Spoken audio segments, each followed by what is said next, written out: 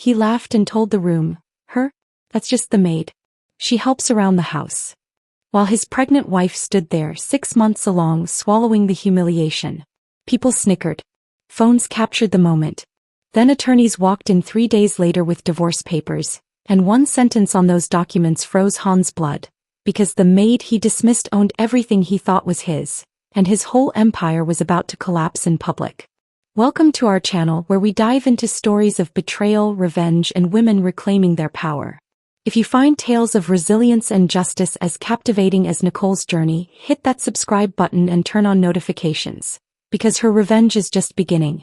Drop a comment letting me know where you're watching from, and whether you've ever witnessed someone underestimate a woman they shouldn't have. Now, let's see how Nicole's night of humiliation becomes Han's worst nightmare. Han Sang-min sat in his penthouse office overlooking Central Park, staring at the embossed invitation glowing under his desk lamp as if it were a crown. The Black Chrysanthemum Gala. Invitation only. His pulse quickened. This was it.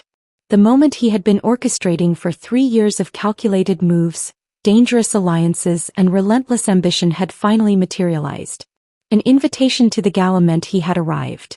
In Han's world of underground empires and criminal elite, being invited to this event was everything. "Nicole," he called out, his voice cutting through their luxury apartment. The soft scent of her jasmine perfume drifted from the bedroom, the quiet sound of her moving carefully with her pregnant belly.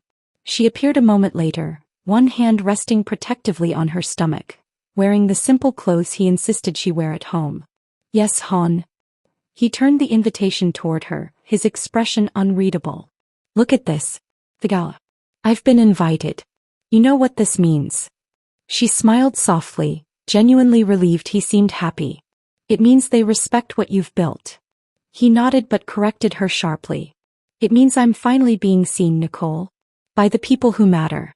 The real power players." She moved closer, studying the elegant black and gold design. "It looks beautiful. I suppose you'll need—" "You're coming with me," he interrupted, then paused. "But there's something we need to discuss about how you'll attend." Nicole's smile faltered slightly. 3 years of marriage had taught her to recognize that tone, the one that meant he'd already made a decision and her feelings about it were irrelevant. "What do you mean?" she asked carefully. Han leaned back in his chair, fingers steepled. "This event is delicate. Business relationships, alliances, image. I need to appear available, unattached. You understand." The words hit her like ice water. "I'm 6 months pregnant with your child, Han.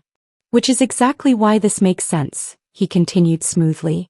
"You'll come as household staff. For security purposes. You'll be there but separate. Background. It's safer this way."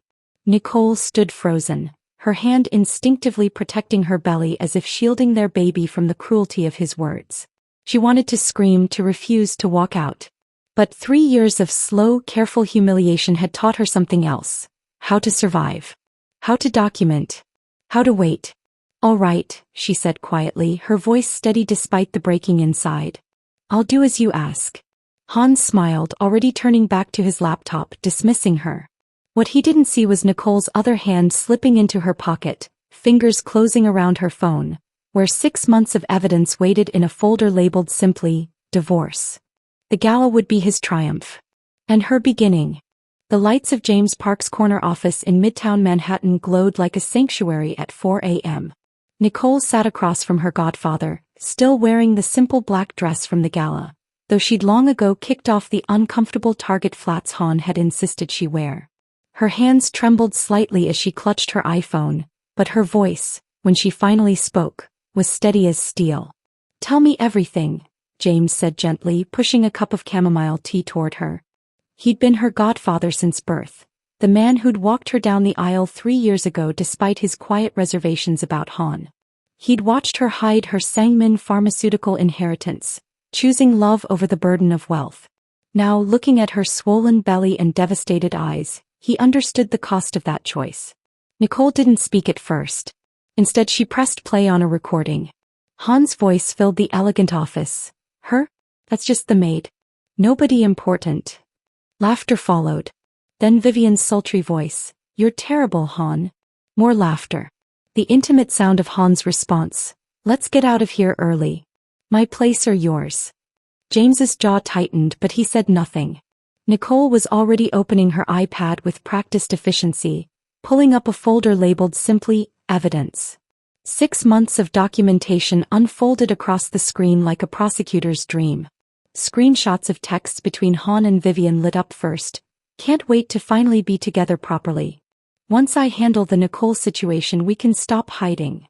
You're the only woman who really understands me. Then photos, time-stamped, location tagged. Han and Vivian leaving the Mark Hotel at midnight. Breakfast at St. Ambrius in the West Village, their fingers intertwined across the table. A weekend trip to the Greenwich Hotel, both wearing sunglasses like celebrities hiding from paparazzi. There's more, Nicole said quietly, scrolling to bank statements. Transfers from their joint account, her family's trust fund money, though Han never knew the source, flowing steadily to an account in Vivian's name. 50,000 here. 30,000 there. Over 6 months, nearly $400,000. I've been documenting since I found the first burner phone hidden in his car, Nicole continued, her voice cracking just slightly. I kept hoping he'd stop. That he'd wake up one morning and remember he loved me. That he'd choose us. Her hand moved protectively to her belly, where their daughter kicked as if offering solidarity. But tonight, he introduced me as the maid, Uncle James. 6 months pregnant, and he told a room full of people I was household help. While his mistress, wearing a Valentino gown he probably bought with my money, sat at what should have been my table. James reviewed the evidence methodically, his expression hardening with each swipe. As one of Manhattan's most respected family law attorneys, he'd seen terrible things. But this, watching someone he loved gutted by betrayal, hit differently. Nicole, this is substantial, he finally said. We can file for divorce on grounds of adultery, pursue full custody based on his criminal associations and financial impropriety, and given what I know about Han's business dealings, potentially involve federal authorities. He paused, meeting her eyes directly. But you need to understand, men like Han don't let go easily. Especially men who've built their identity on control. Are you prepared for war? Nicole thought of Han's hand possessively placed on Vivian's lower back. The way he'd looked at the other woman with desire Nicole hadn't seen directed at her in over a year. The casual cruelty of erasing her existence in front of hundreds of people. File everything, she said, her voice no longer trembling. Today. Before he even knows I've left. James nodded slowly, already pulling up documents on his computer. It'll be done by 9 a.m. The process server will deliver papers to his office at noon. He looked at his goddaughter, no longer the hopeful bride, now a woman who'd found her spine. Nicole, once we do this, there's no going back. He will retaliate. She met his gaze without flinching. Good. Let him try. Every threat he makes is just more evidence. I'm done being invisible. As dawn broke over Manhattan, Nicole signed her name on the divorce petition. Somewhere across town, Han slept peacefully in their penthouse, Vivian probably beside him in Nicole's bed, both blissfully unaware that the woman they'd dismissed as nobody important was about to burn their world down, legally, methodically, and without mercy. The war had begun. And Nicole had already won the first battle by simply refusing to stay silent. Nicole sat in her suite at the St. Regis, her new iPhone charging on the nightstand, watching the clock tick toward noon.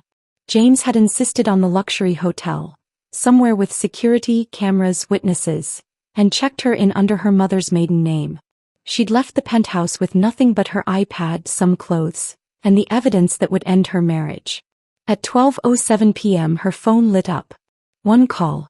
Then another. By 12:17, 14 missed calls blazed across her screen, all from Han. Nicole's finger hovered over the power button, her therapist's voice echoing, "You don't owe your abuser a response. Silence is also an answer." She didn't answer. The text started at 12:22. What the fuck is this? Are you insane? You're pregnant with my child. Call me right now. Nicole's hands shook as she screenshot each message, methodically saving them to her evidence folder. Her baby kicked hard as if sensing her mother's adrenaline. 5 minutes later, the tone shifted to manipulation. This is about last night? Baby, it was business. Vivian means nothing. You know that. I was networking. Call me and let's talk like adults. Nicole almost laughed. Adults. As if introducing your pregnant wife as the maid was adult behavior. 10 minutes passed. Her phone buzzed again. Nicole, you're making a huge mistake. I can forgive this ridiculous overreaction, but you need to call your lawyer right now and stop this immediately. Our daughter deserves both parents. An hour of silence from her end. Nicole ordered room service, a Cobb salad from the hotel restaurant, forcing herself to eat despite the nausea. The baby needed nutrition, even if Nicole's appetite had vanished. Then the tone changed completely. You really want to do this? You think you can just leave me? I made you. Without me you're nothing. You were nobody when I met you. Nicole stared at that message, rage replacing fear. Nobody. He truly believed that. The next text arrived 3 minutes later and Nicole's blood turned to ice. I know where you are. The St. Regis, room 847. Nice choice. Very expensive for someone with no income. Enjoying the Egyptian cotton sheets. Her breath caught. She'd checked in under Sarah Chin, her lawyer's name. She'd paid cash from an emergency stash James provided. She'd been so careful. How did he know? With trembling fingers, Nicole called James Park. He knows where I am, she said without preamble. Room number and everything. I used your name, paid cash. He's tracking you somehow, James cut in, his voice sharp with concern. Phone, credit cards, something. Listen to me carefully, Nicole. Pack your bag right now. I'm sending my associate Sarah to get you. We're moving you to a secure location. Not a hotel, a safe house. And we're getting you a completely new phone, new credit cards, new everything. But how? Your iPhone. Does Han know your Apple ID password? Access to your iCloud. Nicole's stomach dropped. They'd set up their phones together 3 years ago. He'd insisted on knowing her passwords for emergencies. She thought it was sweet then, a sign of trust. Now she understood it was surveillance. Yes, she whispered. He's been tracking your location this whole time.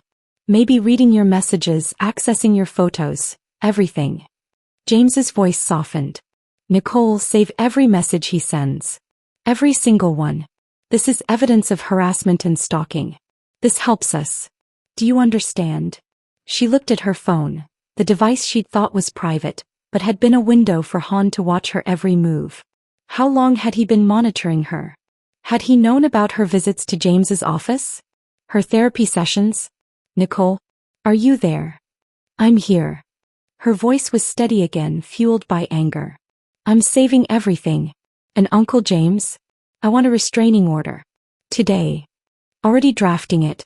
Sarah will be there in 20 minutes. Don't leave that room until she arrives.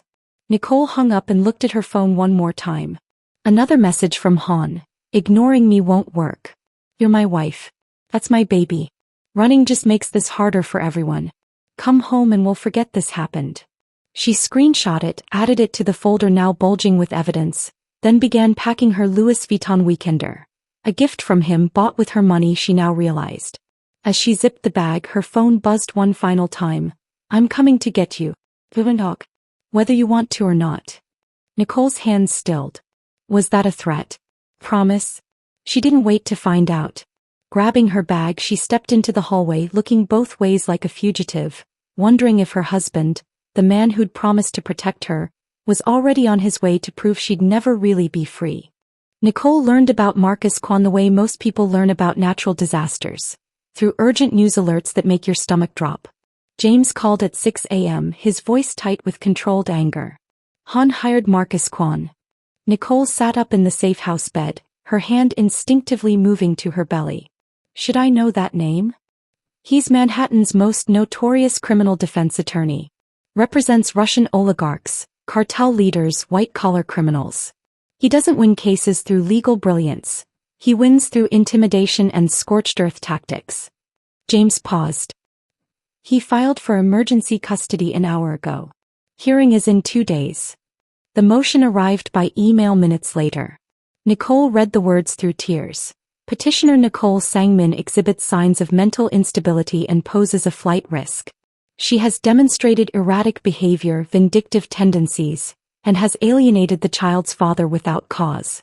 Emergency custody is required to protect the unborn child's welfare. Mental instability. The oldest weapon in the abuser's arsenal. Convince everyone the victim is crazy. We'll fight this, James assured her. But Nicole, you need to prepare yourself. It's going to get worse before it gets better. He was right. That afternoon, two men in expensive Brooks Brothers suits appeared at James's office. They didn't threaten. That would be too obvious. They simply asked questions. Polite questions. About his other clients. His daughter studying at Cornell. His wife's yoga studio in Tribeca. Just conversation really. Except it wasn't. A reminder of how vulnerable everyone is, James told Nicole later, his jaw tight. Classic intimidation. They want me to know they can reach my family. That representing you has consequences. Nicole felt sick.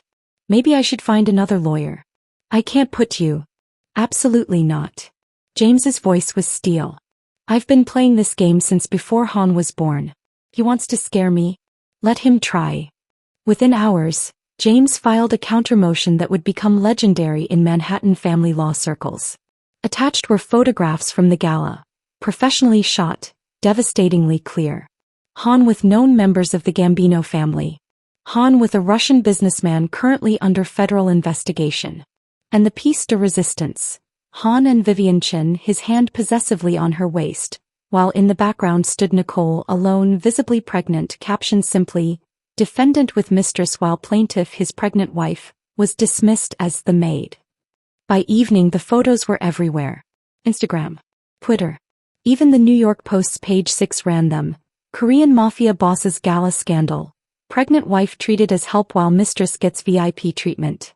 Nicole watched from the safe house as Han's carefully constructed empire began cracking. Business partners posted vague statements about reviewing our associations. His luxury car dealership partnership dissolved. Even his usual table at Carbone was suddenly unavailable. Her phone buzzed, a blocked number. She almost didn't answer, but something told her to record it. You're going to regret this. Han's voice was different. Not the explosive rage from the texts, but something worse. Controlled. Clinical. Dangerous. Every lawyer you hire I'll make quit. Every friend you have I'll turn against you. You think James Park is safe because he's your godfather? Nobody's safe, Nicole. That baby is mine. You're mine. This doesn't end until I say it ends. Not when you file papers. Not when some judge signs documents. This ends when I decide you've learned your lesson. The line went dead. Nicole sat frozen, her baby doing gymnastics inside her as if trying to kick away the fear. Her hands shook as she saved the voicemail, backed it up to 3 different cloud services James had set up. Accounts Han couldn't access. She texted James. He just called. Threatened you directly. Threatened everyone. I have it recorded. James's response came immediately. Perfect. That's witness intimidation. A federal crime.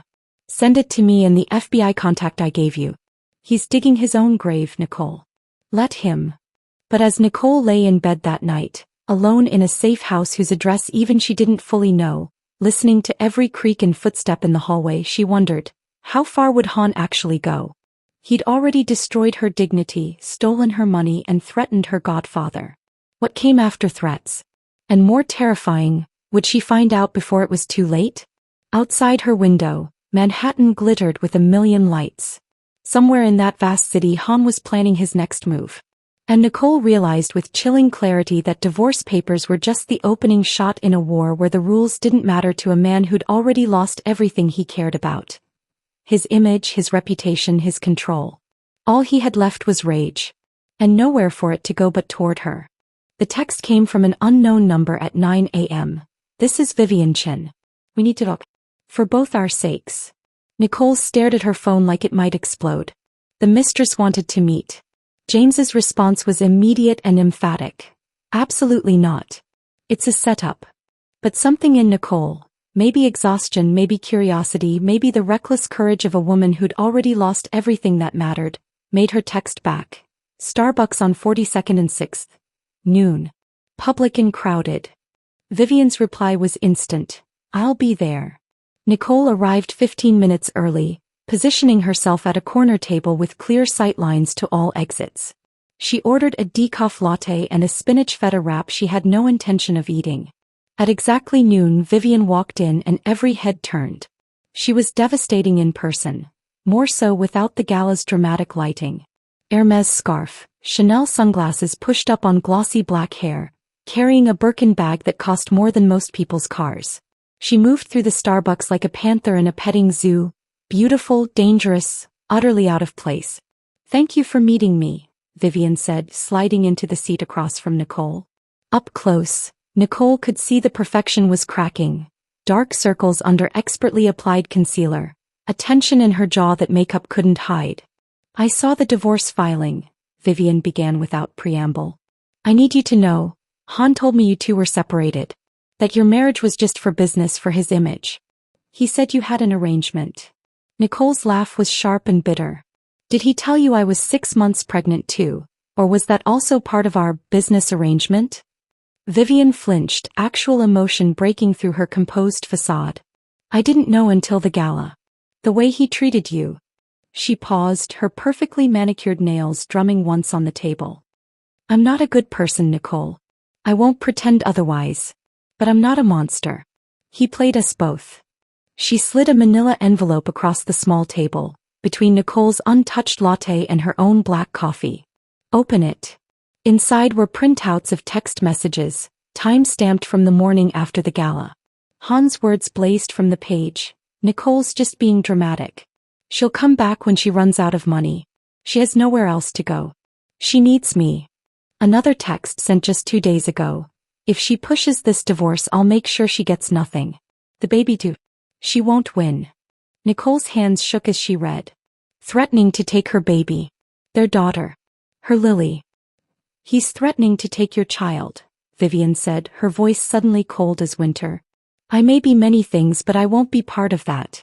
These texts, the recordings I have of him discussing his businesses, money laundering, smuggling operations, everything, they're yours now. Use them." Nicole looked up, studying the other woman's face. "Why? Why would you help me?" Vivian's smile was sad and knowing. "Because yesterday he told me once the Nicole situation is handled, we can finally be together. Move forward with our future." She met Nicole's eyes directly. "Then I realized I'm next. Once he's done destroying you, I'm just another problem to handle. Another woman who knows too much. Another loose end." She pulled out a USB drive, setting it beside the envelope. "Everything's on here. Conversations, financial records, names of his associates. Enough to put him away for years." Vivian stood, gathering her Birkin. "He doesn't love either of us, Nicole. We were just mirrors that reflected back what he wanted to see. You showed him respectability. I showed him power. But mirrors break." "Wait," Nicole said. "What happens to you when he finds out you gave me this?" Vivian's smile was sharp as broken glass. "I'm leaving the country tonight. I have resources he doesn't know about, family in Shanghai, accounts he can't access. I'm done being Han Sangmin's anything." He paused at the door. "But you're stuck here with his baby. So fight, Nicole. Fight like hell. Because men like Han don't stop until someone makes them." Nicole sat alone with the envelope and USB drive, her coffee growing cold. Around her, midtown professionals ordered lattes and discussed quarterly reports, oblivious to the fact that a woman just handed another woman the keys to destroying a criminal empire. Was it real? Or was this exactly what Han wanted? Nicole trusting the wrong person, walking into a trap? Her phone buzzed. "James, where are you? We have a problem. Han's filed a motion claiming you're working with his business rivals to destroy him. He's saying this whole divorce is industrial espionage." Nicole looked at the USB drive. If Vivian was telling the truth, this would save her. If she was lying, it would destroy her. She had 2 hours before the emergency custody hearing. Which meant she had 2 hours to decide. Trust the mistress who betrayed her, or face Han's lawyers with nothing but her own testimony. The wrong choice could cost her everything, including her daughter. Are you hooked? Is Nicole making the right choice trusting Vivian? Drop a comment if you're Team Nicole, and hit subscribe if you're invested in seeing how this revenge unfolds. Your support keeps these stories coming. James Park called the emergency meeting for 7 p.m., his voice on the phone carrying an urgency Nicole had never heard before. "We've subpoenaed Han's financial records. Nicole, there's something you need to see. Bring Vivian's USB drive." Nicole arrived at his office to find documents covering every surface. Bank statements, wire transfer records, property deeds. all marked with fluorescent sticky notes. James looked like he'd aged 5 years in 3 days. "Sit down," he said gently. Nicole sat, her hand moving protectively to her belly where Lily was doing her evening acrobatics. "What did you find?" James slid the first document across his desk. "Your trust fund. The one your grandmother established when you were born. The one that automatically deposits $50,000 monthly into what you thought was your personal account." "The household account," Nicole said. "Han and I set it up when we got married. For groceries, utilities, normal expenses." "Nicole." James's voice was soft but firm. "Han's been draining that account for 3 years. Every month, within days of the deposit, he transfers the entire amount into shell companies he controls." He showed her the trail. 50,000 here, 30,000 there, hundreds of thousands funneled into businesses, properties, his entire lifestyle. The room tilted. "The penthouse. Purchased with $400,000 from your trust fund as down payment. The Mercedes. Your money. His investment in the Koreatown luxury car dealership. Your family's money. Nicole, he's been stealing from you since 3 months after your wedding. He told me he was self-made." Her voice sounded distant, like it belonged to someone else. "That he built his empire from nothing. Street to zero. That's what he always said. He built nothing." James's expression was granite. "He's a thief with exceptional branding and your grandmother's money." The papers kept coming. Offshore accounts in the Cayman Islands. Shell companies registered in Delaware with names like Sangman Holdings and SM Capital Group, using her family name to legitimize his fraud. Wire transfers to known money laundering operations. Purchase orders for luxury cars that disappeared into smuggling networks. "This isn't just divorce anymore, Nicole." James pulled out Vivian's USB drive, which his tech expert had already analyzed. "This is federal criminal activity. Wire fraud. Money laundering. International smuggling. With Vivian's recordings of him discussing these operations and your financial evidence showing he funded it all with stolen money, we can bring in the FBI." Nicole touched her belly, feeling Lily kick against her palm as if urging her forward. She thought of Han's face at the gala. Confident, powerful, self-made. All of it a performance funded by her family's legacy. "Do it," she said quietly. "I want him to feel what I felt. Powerless. Exposed. With everything he thought was his taken away." James nodded and reached for his phone to call his contact at the FBI field office. Nicole returned to her hotel room at midnight, exhausted and emotionally hollowed out. A gift box sat on her bed, Tiffany blue, wrapped with a white ribbon. Her stomach turned. Hotel security had let Han's courier through. Inside, a delicate diamond bracelet she recognized instantly. She'd worn it on their first anniversary, believed his story about saving for months to afford it. The card read in Han's handwriting. "Remember when I bought you this for our first anniversary? I can be that man again. Drop the divorce. Come home. We can fix this. I love you. I love our daughter. Han." Nicole stared at the bracelet, memory warring with new knowledge. That anniversary he'd been so proud, so loving. She'd cried happy tears. It had felt like the man she married was finally showing up. Now she knew the truth. She photographed the bracelet, the card, the Tiffany box with its receipt still attached. $15,000 and texted James. He sent another gift. The anniversary bracelet. "He bought this with my money, didn't he?" James's response came 30 seconds later. "Yes. March 2023 purchase. $15,000 from your trust fund account. I'm forwarding this to the FBI. It's evidence of his delusion. He genuinely believes your money is his money." Nicole looked at the bracelet sparkling under the hotel lights. Every romantic gesture, every sacrifice, every gift he'd presented as proof of his love, all of it purchased with money stolen from her family's legacy. She picked up the bracelet one last time, felt its weight, remembered the woman who'd worn it believing she was loved. Then she dropped it back in the box and texted James. "Tell the FBI I want to press charges. All of them. Everything you can think of." 3 hours later at 3 a.m., Nicole woke to her phone buzzing. A text from an unknown number. "You called the FBI? You called the fucking FBI on me? You just declared war, Nicole. And you're going to lose everything. Everything. I will destroy you. She screenshot it, added it to her evidence folder, now containing 347 threatening messages, and tried to sleep. But sleep wouldn't come. Because somewhere in Manhattan, Han had just learned his accounts were frozen, his assets under investigation, his empire crumbling. And Nicole knew from 3 years of marriage, Han at his most dangerous wasn't when he was winning. It was when he had nothing left to lose. The FBI moved fast. By noon the next day, Han's accounts were frozen. Personal, business, offshore, everything. Nicole was in her therapist's office when her phone started vibrating like a trapped animal. 43 calls in 20 minutes, all from Han's various numbers. Then the text started. What did you do? You called the fucking FBI? You're destroying everything. My businesses are shutting down because of you. Nicole screenshot each one with mechanical precision, her hands steadier than she expected. 7 months pregnant now, Lily pressing against her ribs as if trying to make more room. The tone shifted within an hour, rage dissolving into desperation. Nicole, please. I'm sorry about Vivian. I'm sorry about the gala. This has gone too far. Our baby needs her father. I'll sign whatever you want, just stop this. Please. Sarah Chin, the attorney James brought in specifically for restraining order hearings, reviewed the messages with clinical detachment. He's in what we call the bargaining phase, she explained over coffee at Bluestone Lane. He'll promise anything. Therapy, fidelity, shared custody, the moon. Don't believe him. The second you drop charges, he'll revert.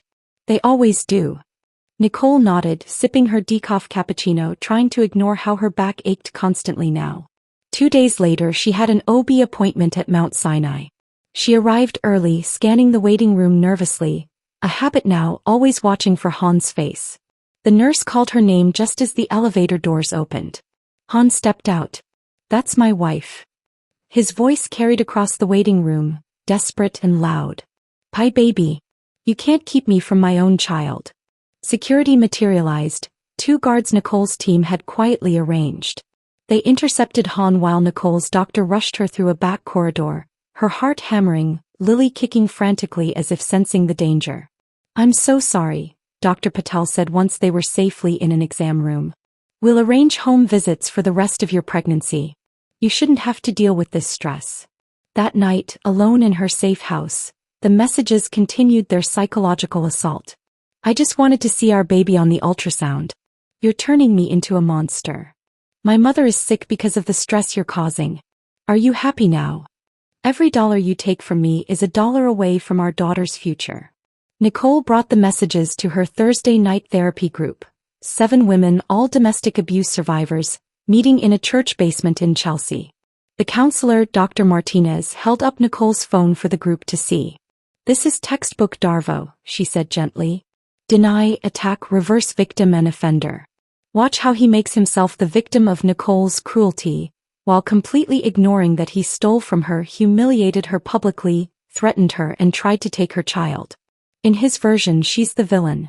The other women nodded with grim recognition. They'd all heard variations of the same script. My ex said I was destroying the family by getting a restraining order, one woman shared. After he put me in the hospital. Mine said I was keeping him from his kids by not letting him in the house, another added. I had to change the locks because he'd come home drunk and break things. Nicole looked around the circle. A lawyer, a teacher, a nurse, a stay-at-home mom, a corporate executive. Different lives, same pattern. The abuser always became the victim in their own narrative. Her phone buzzed. Another text from Han. You're going to regret this. Not today. Not tomorrow. But eventually you'll understand what you've destroyed. And I'll be there to remind you. Sarah Chen's words echoed. He's most dangerous when he has nothing left to lose. Nicole was 7 months pregnant, increasingly immobile, and Han knew she was vulnerable. The question wasn't if he'd escalate. The question was when, and whether Nicole would see it coming in time to protect herself and Lily. Outside, October rain began to fall on Manhattan, and somewhere in the city Han was planning his next move. The emergency motion arrived at 6 a.m., hand-delivered by a process server who looked apologetic. Nicole read it over her Starbucks oatmeal, each word making her feel sicker. Petitioner Nicole Sangmin is planning to flee to South Korea with the minor child immediately following birth. She has demonstrated unstable behavior, vindictive tendencies, and clear intent to permanently alienate the child from her father. "He's claiming I'm going to kidnap our baby," Nicole said numbly when James arrived an hour later. "It's a classic move," James replied, already scanning the motion on his iPad. "Paint you as unstable and dangerous." Then, he stopped, his expression darkening. "Nicole, he has a witness. Someone claiming you discussed fleeing the country." The hearing was scheduled for that afternoon, deliberately fast, giving them no time to prepare. In the courtroom, Nicole watched in horror as Jessica Hahn took the stand. They'd been friends once, coffee dates, book club, normal things. Nicole had confided her fears about Hahn, yes, but never about fleeing. She was very agitated, Jessica testified, not meeting Nicole's eyes. She kept saying Hahn would never let her go, that she needed to take the baby somewhere he'd never find them. South Korea, maybe Japan. Somewhere far. It was a lie. A complete fabrication. Nicole could see James making furious notes, but the damage was done. The judge's expression had shifted. "Mrs. Sangmin, I'm ordering you to surrender your passport pending resolution of this case. You'll also submit to a court-appointed psychological evaluation." The gavel fell like a guillotine. "This is a setup," James told her outside the courthouse. "He paid Jessica, I guarantee it. But Nicole, we can use this. If the psychologist is legitimate, she'll see through his games." Dr. Martinez met with Nicole over 3 sessions in an Upper West Side office that smelled like lavender and felt safe. Nicole told her everything. The gala, the affair, the 247 threatening texts she'd saved, the financial theft, the waiting room confrontation. She handed over her phone, her iPad, 6 months of documented abuse. "I'm not running away," Nicole said during their final session, tears streaming down her face. "I'm trying to survive. There's a difference." Dr. Martinez's report was 17 pages. Nicole read it with James, hardly daring to breathe. Petitioner shows no signs of instability, delusional thinking, or flight risk. She demonstrates appropriate fear responses to documented threats. Respondent Han Sang-min displays narcissistic personality traits, controlling behavior and messaging patterns consistent with intimate partner abuse. His obsessive contact, 247 documented messages in 6 weeks, indicates escalating fixation. "I recommend supervised visitation only, pending completion of certified domestic violence intervention programs." The custody hearing was standing room only. The Korean Mafia boss versus pharmaceutical heiress case had attracted media attention. Marcus Kwan attacked the report viciously, calling Dr. Martinez biased. James calmly presented Nicole's evidence on the courtroom screens. Texts threatening to destroy her, voicemails claiming ownership of her body and child, Vivian's recordings of Han discussing handling the Nicole problem. Judge Rodriguez reviewed everything in silence. Finally, "Mr. Sang-min, you are denied custody. You will have supervised visitation only after the child's birth, and only after completing court-ordered anger management and parenting classes. This court finds credible evidence of intimate partner abuse and financial exploitation." Nicole felt James squeeze her shoulder. They'd won. But as they left the courtroom, she made the mistake of glancing back. Han sat at the defense table, Marcus Kwan speaking urgently in his ear. But Han wasn't listening. He was staring at Nicole with an expression that froze her blood. Not anger, but something colder. Calculating. As she pushed through the courthouse doors, her phone buzzed. A text from an unknown number. "Congratulations. You won in court. But judges don't protect you at 3 a.m. See you soon."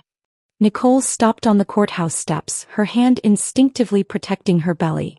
James was already calling courthouse security, but Nicole knew the truth. Han had lost everything legally, which meant he had nothing left to lose.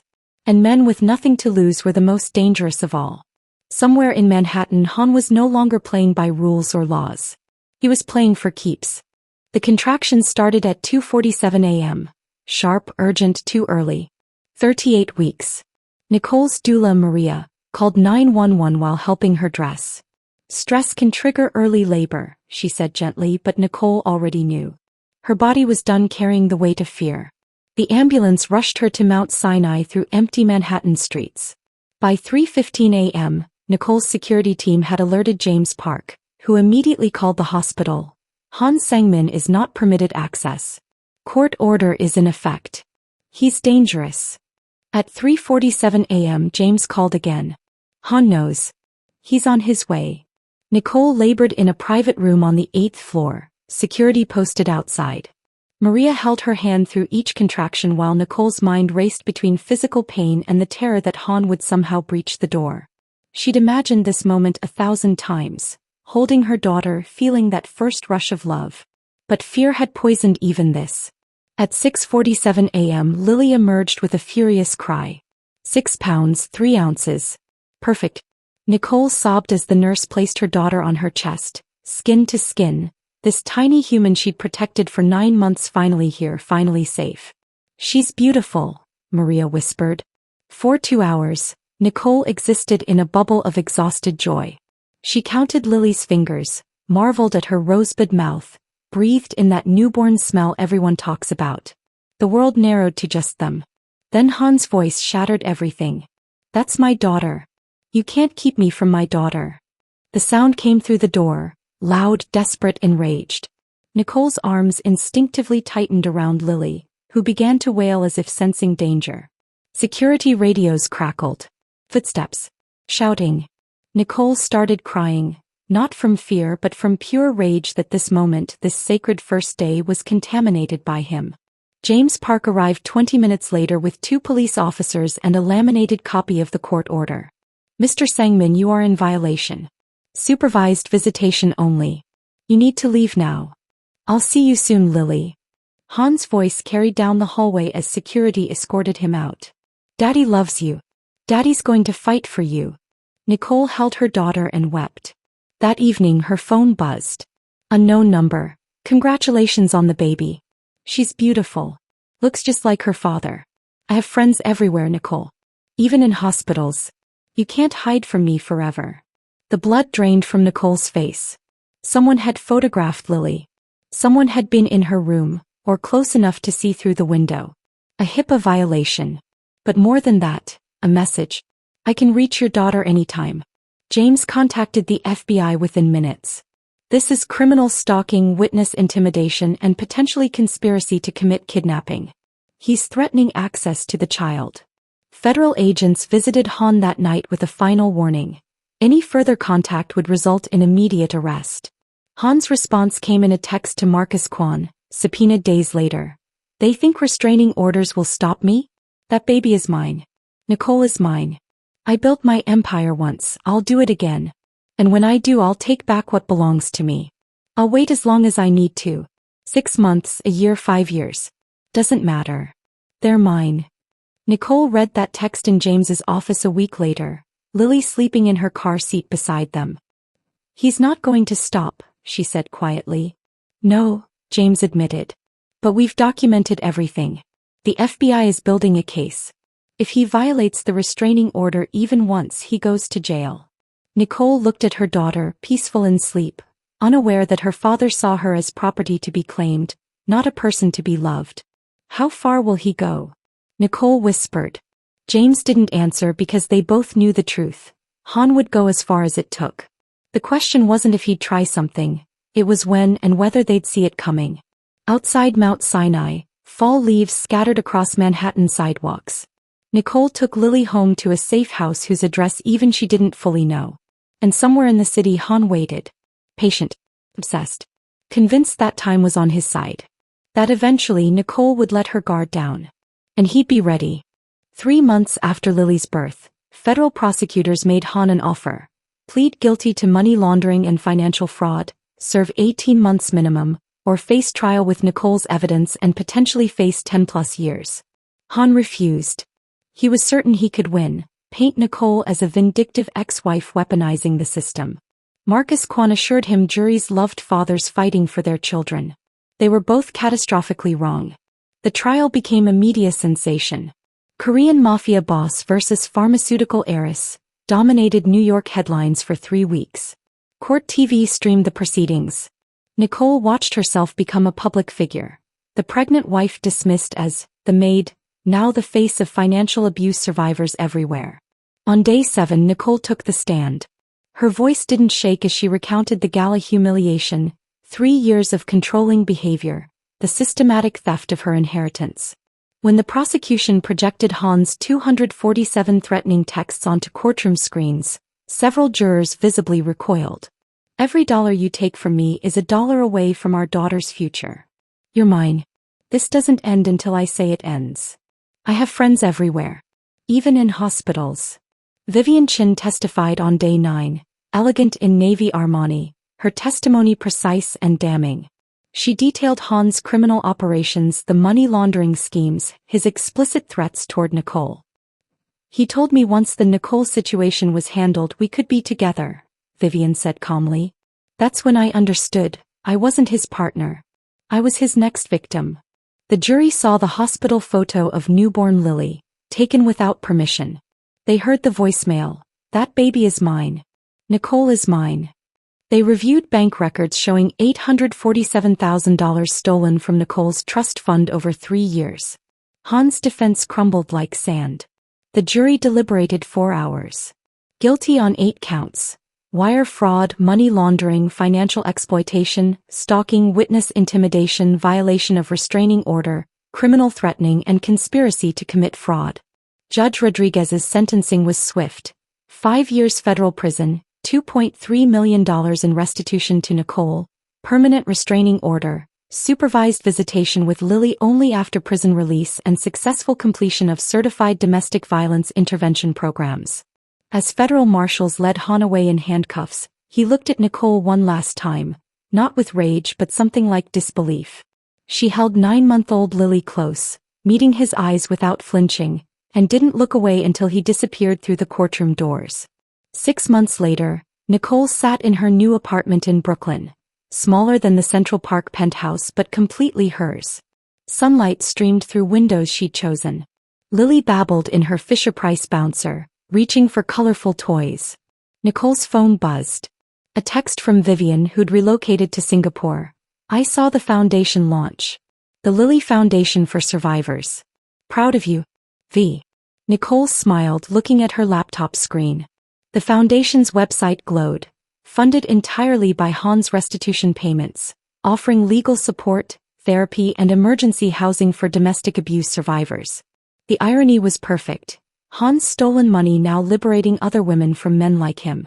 She wasn't the woman who'd stood invisible at that gala, swallowing shame while her husband flirted with his mistress.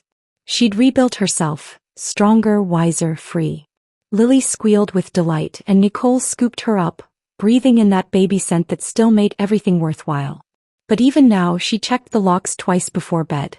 Still scanned crowds for Han's face, though he was in FCI Otisville. Still kept her security system armed, her attorney on speed dial, her evidence backed up in 3 locations. Some victories don't feel like freedom, they feel like survival. The hypervigilance never fully leaves. The trauma doesn't vanish with a verdict. But as Nicole watched Lily play, she understood something crucial. Her daughter would grow up knowing her mother fought back. That no meant no even to powerful men. That love wasn't possession and marriage wasn't ownership. And if Han ever got out, 3 years from now, if he behaved himself, Nicole would be ready. With lawyers. With evidence. With a life so full, so protected, so completely her own that he couldn't touch it. Justice wasn't satisfying. It was complicated and imperfect. But reclaiming her power? That was everything. Nicole lifted Lily toward the window, showing her the Brooklyn skyline. "See that, baby girl? That's your world. And nobody gets to make you small in it." Lily laughed, grabbing her mother's hair, innocent and safe. And for today that was enough. Nicole's journey from invisible to unstoppable proves that reclaiming your power is the ultimate revenge. If this story resonated with you, smash that like button and subscribe. Drop a comment telling me where you're watching from and what you thought of Nicole's revenge. Did she go far enough, or would you have done more? I'll see you in the next one. Until then, remember, never underestimate a woman with nothing left to lose.